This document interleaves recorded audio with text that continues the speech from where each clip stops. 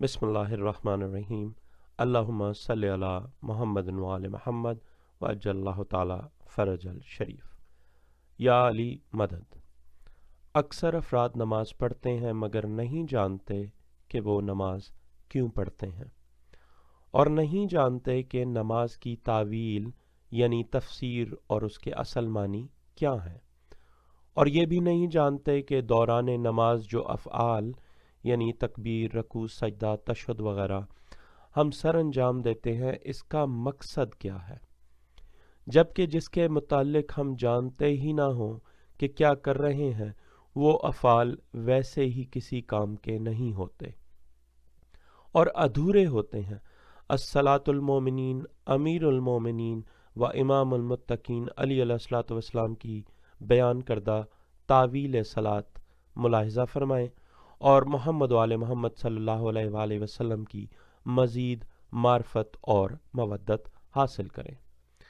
जाबिर इब्न अब्दुल्ला अंसारी कहते हैं कि मैं मौला अमीरुल मोमिनीन अलैहिस्सलातु वस्सलाम के साथ था कि मौला अलैहिस्सलातु वस्सलाम की नज़र एक शख्स पर पड़ी जो नमाज पढ़ रहा था।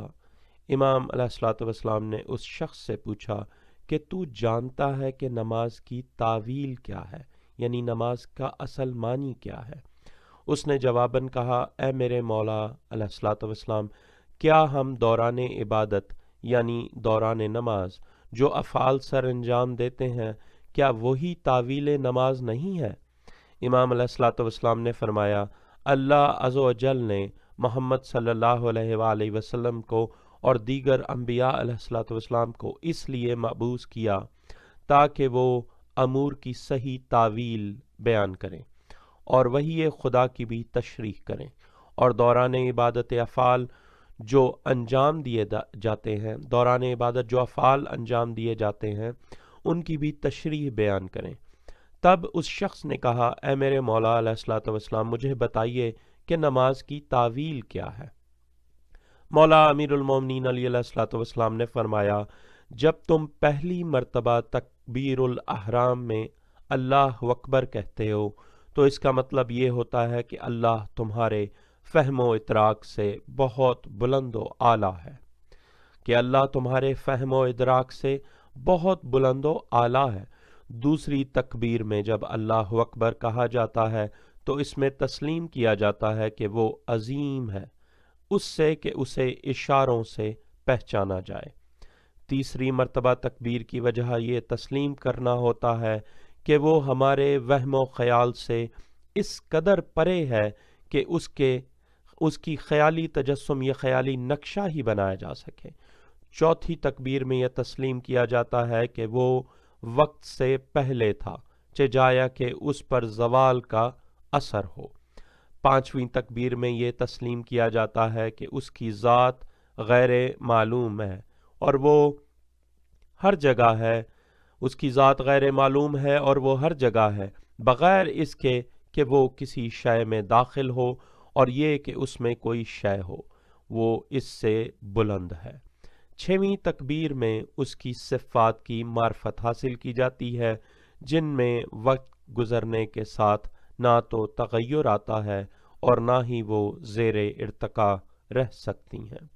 सातवीं तकबीर में बंदगाने खुदा ये तस्लीम करते हैं कि वो उसे अपनी तमाम हिस्सों को इस्तेमाल करने के बावजूद पा नहीं सके, और जब तुम अपनी गर्दन रकू के लिए इसलिए झुकाते हो कि उसके नफ्स के सामने गर्दन खम हो, फिर गर्दन का उठाना और खड़े हुए समे अल्लाहु लिमन हमिदा का पढ़ना भी इसीलिए है कि जिससे अल्लाह का शुक्र करना मकसूद होता है कि उसने अदम से मखलूक को वजूद बख्शा।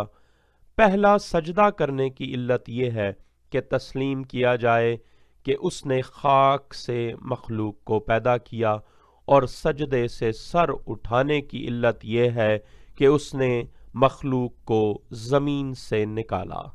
फिर जब दूसरा सजदा किया जाता है तो वहाँ भी तस्लीम किया जाता है कि मौत हक है जो मखलूक को आएगी, जिसके बाद मखलूक मट्टी का ही हिस्सा बन जाएगी। फिर दूसरे सजदे से सर उठाने की वजह यह है کہ تسلیم کیا جائے کہ وہ بعد از موت دوبارہ مخلوق کو اٹھائے گا، اور جب بائیں طرف دوران عبادت یوں بیٹھا جاتا ہے کہ دایاں پاؤں بائیں والے پاؤں کے تلوے کو پار کرتا ہے، تو مقصد یہ ہوتا ہے کہ علامتی طور پر اظہار کیا جائے کہ ہم نے ہدایت کے رستے کو اپنا لیا ہے اور باطل کی تکذیب کر دی ہے۔ پھر تشہد کا مقصد یہ ہوتا ہے کہ تجدید ایمان کی جائے۔ اب یہاں ایک لمحے کے لیے ذرا رکیں حدیث سے اور سوچیں تجدید ایمان کیسے کی جائے؟ کیسے کی جائے تجدید ایمان؟ جی ہاں، خم غدیر کی آیت کے عین مطابق، یہ غدیر کی آیت کے عین مطابق ہوگی، یعنی کل ایمان مولا علی علیہ الصلوۃ والسلام کی گواہی کے ساتھ کہ جس گواہی پر دین کامل کر دیا اسی پر تجدید ایمان اسی طرح ہوگی۔ مولا فرما رہے ہیں کہ تجدید ایمان کی جائے۔ پھر تشہد کا مقصد یہ ہوتا ہے کہ تجدید ایمان کی جائے، یعنی اسلام کی دوبارہ تصدیق کی جائے، موت کے حق ہونے اور بعد از موت دوبارہ اٹھائے جانے کے متعلق تصدیق کی جائے۔ پھر التحیات میں اللہ کی تعریف کرنا مقصود ہوتا ہے اور اس سے معافی مانگنی مقصود ہوتی ہے، اور یہ کہ ظالم گمراہوں اور ان کی انتہائی ابلیسی چالاکیوں سے اللہ کی پناہ مانگی جاتی ہے۔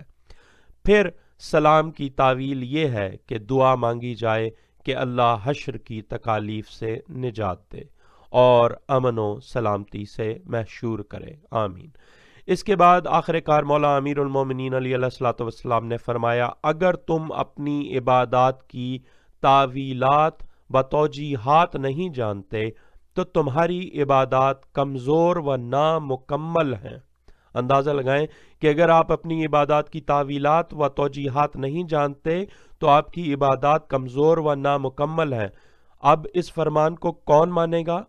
جو مومن ہوگا، کیونکہ امیر المومنین نے یہ کہہ دیا ہے کہ تمام عبادات نامکمل اور کمزور ہیں جب تک عبادت کرنے والا ان کی تعویلات یعنی اصل معنی اور ان کی وجہ نہیں جانتا۔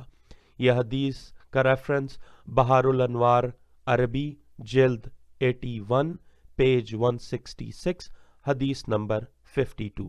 اللہم صلی علی محمد وعلی محمد وعجل اللہ تعالی فرج الشریف۔ ہماری ان ویڈیوز کو تمام لوگوں تک پہنچانے کے لیے ہماری مدد کریں۔